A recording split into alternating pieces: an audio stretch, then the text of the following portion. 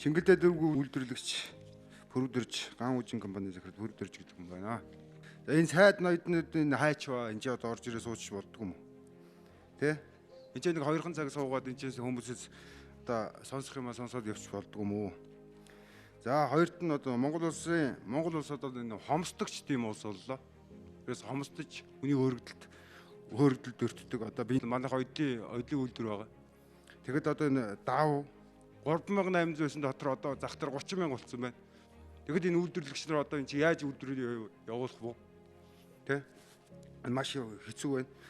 6 тэрбум төгрөгөөр энэ засгийн газар шуудаа авч ийн гэж.